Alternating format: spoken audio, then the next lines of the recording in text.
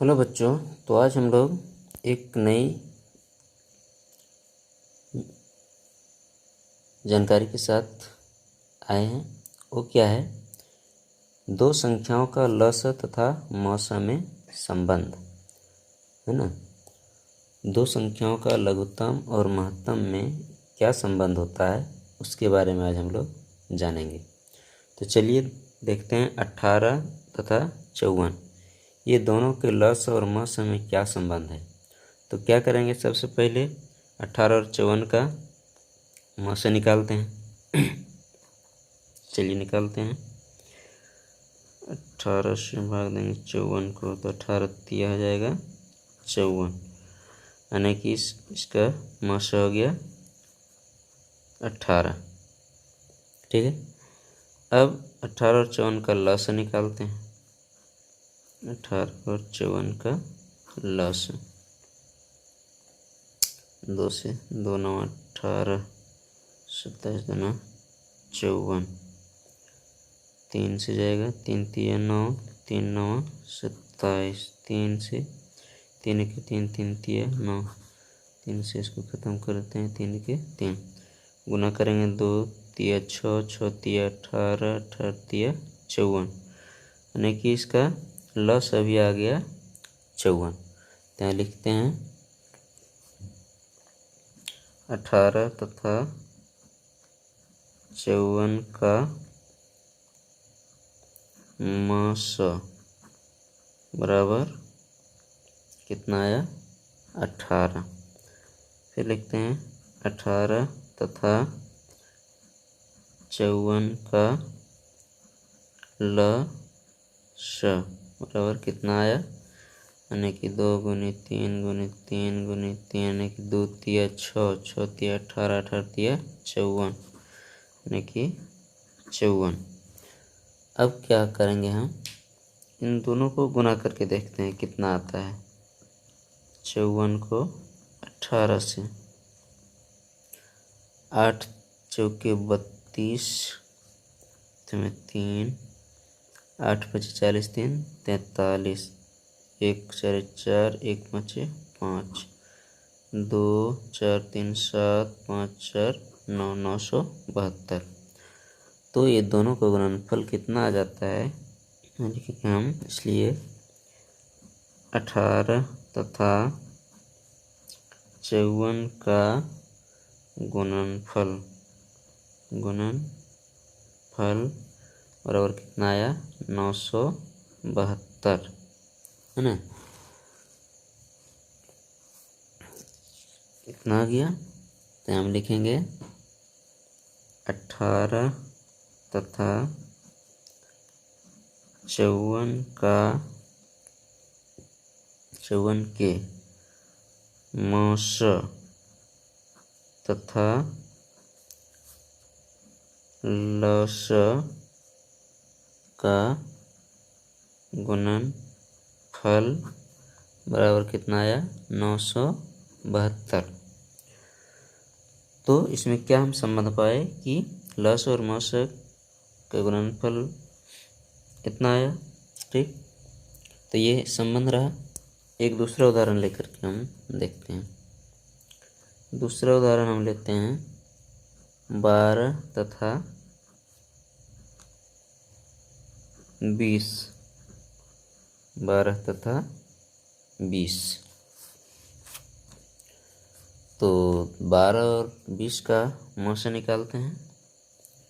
12 से भाग देंगे 20 को, 12 के 12, 8, 8 से 12 को विभाजित करेंगे, 8 के 8, 4 आया, 4 से इस 8 को विभाजित करेंगे, 4 दूनी 8, यानी कि अंतिम विभाजक 4 आया। तो यही हो गया मस। यहाँ हम लिखेंगे 12 तथा 20 का मस बराबर आया 4। उसके बाद लस निकालते हैं 12 और 20 का।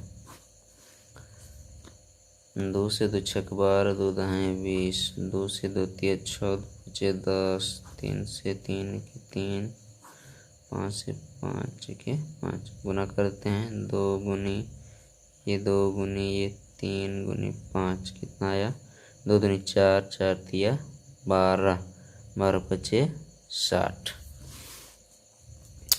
तो यहाँ हम लिखेंगे 12 तथा 20 का लसा कितना आया, 60।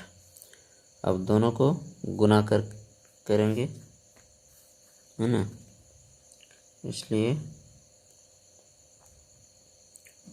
12 तथा 20 का गुणनफल बराबर कितना आ जाएगा, 12 गुनी 20 बराबर कितना आ जाएगा, 12 दूनी 24 यानी कि 240, 240 हुआ, 240 हुआ। अब देखते हैं कि इसका जो मस और लस है उन दोनों का गुणनफल कितना आता है। तो मस और लस का गुणनफल 12 तथा 20 के मस और लस का गुणनफल कितना आएगा, मस आया 4 गुनी लस आया 60, कितना आ जाएगा, 6 चौके 24 यानी कि 240। तो इसमें भी वो संबंध आया कि मस और लस का गुणनफल भी आया 240 और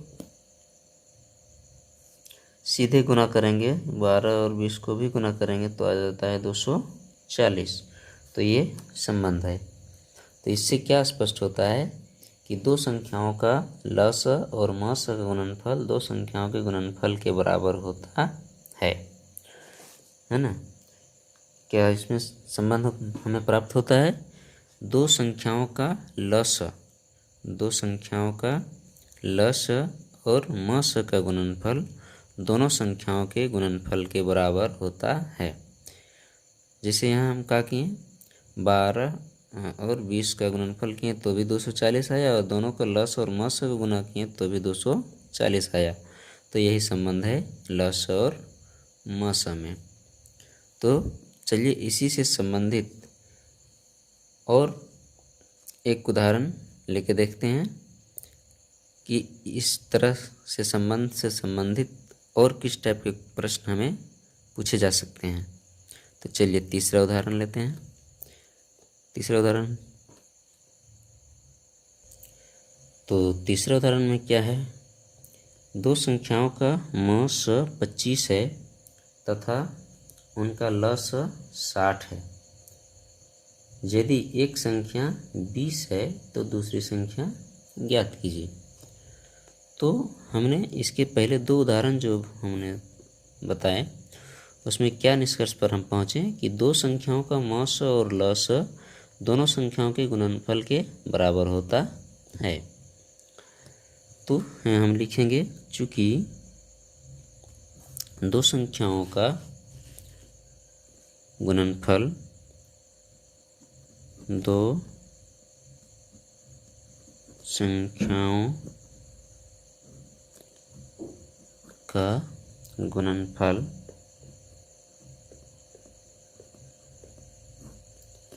बराबर क्या होता है, संख्याओं का मस और मस गुनी लस। हम लिखेंगे संख्याओं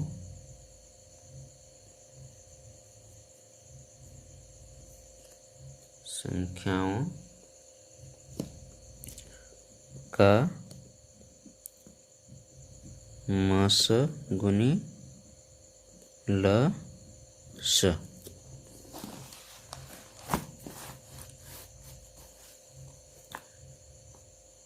तो एक संख्या हमारा क्या दिया गया है,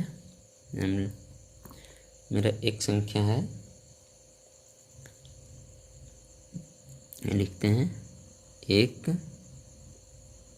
संख्या गुनी दूसरी संख्या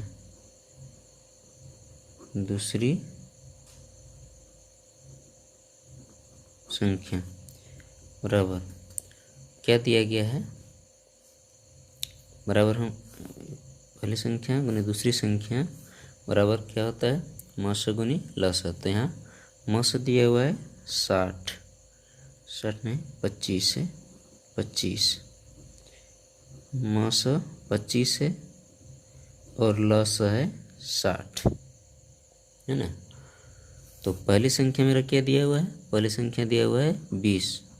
तो दूसरी संख्या नहीं दिया है तो हम इसको इसे ही लिख देते हैं। दूसरी संख्या बराबर ये गुना करके कितना हो जाएगा, इतना ही भी लिखते हैं 25 गुनी 60।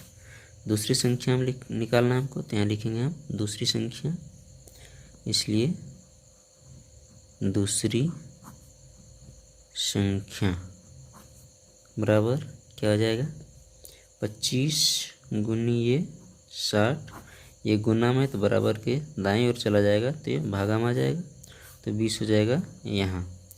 अब इसको काट देते हैं, 20 एके 20, 20 तिया 60, तो कितना आ गया, 25 तिया 75।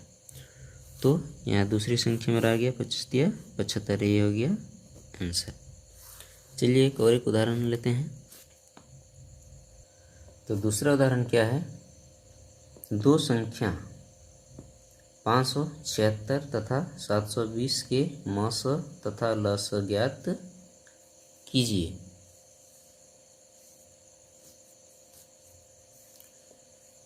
तो दो संख्या है, पहली संख्या 576 और दूसरी संख्या 720, मस और लस हमें निकालना है। तो इसके लिए हमें क्या करना होगा, सबसे पहले इसका मस निकालते हैं।